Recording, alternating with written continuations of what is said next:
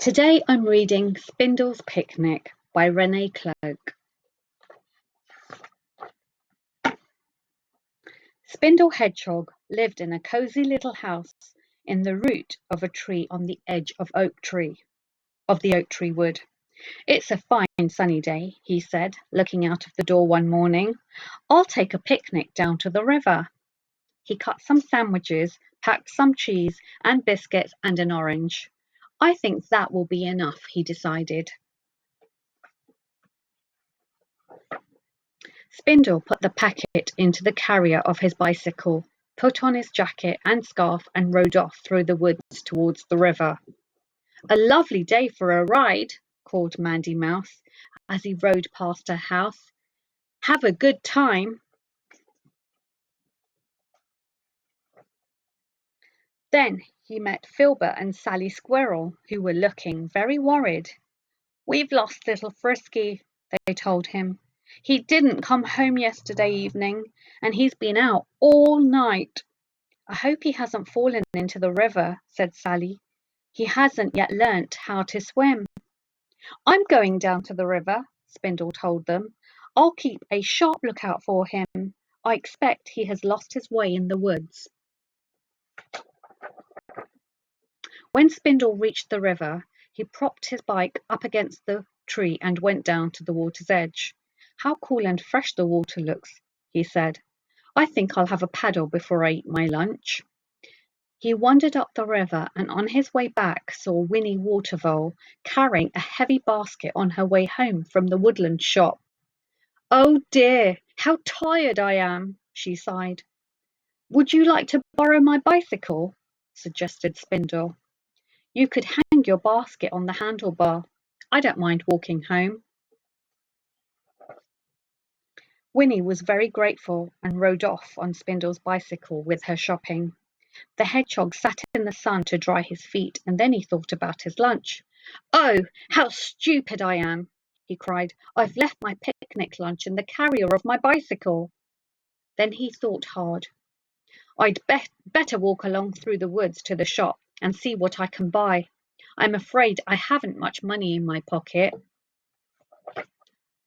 Spindle put on his jacket and his shoes and socks and walked off through the trees to the little shop kept by Belinda Bunny.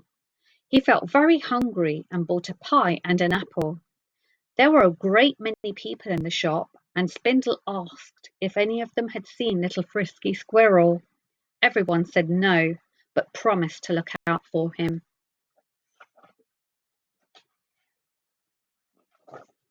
As Spindle walked back to the river, he heard a little squeak, and there, in the rushes, with his foot caught between two rocks, was little Frisky, looking very wet and uncomfortable.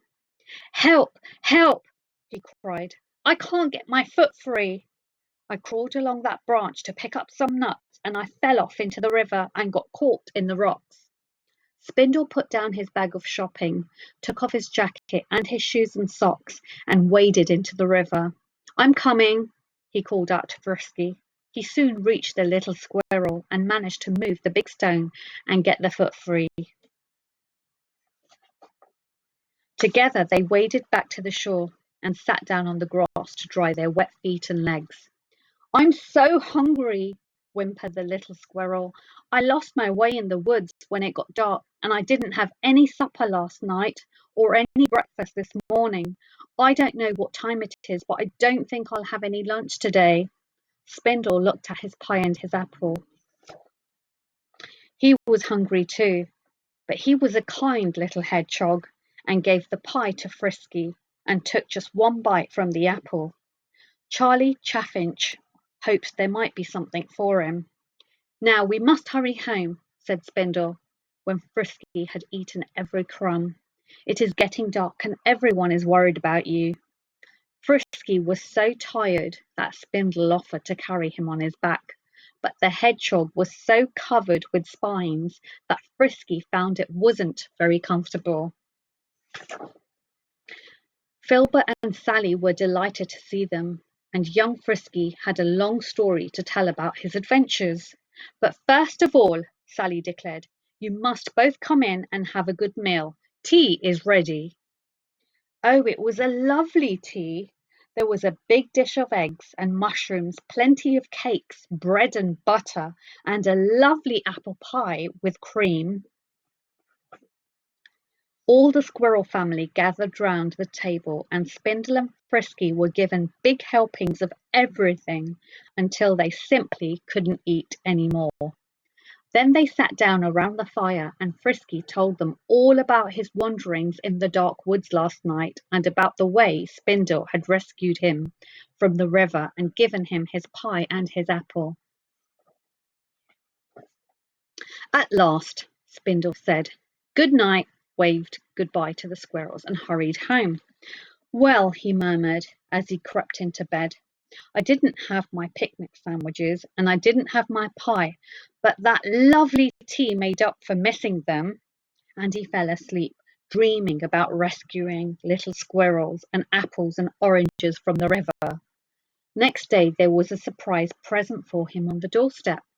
A big basket of fruit from Filbert and Sally, with a little note to say thank you, thanking him for his kindness to young Frisky.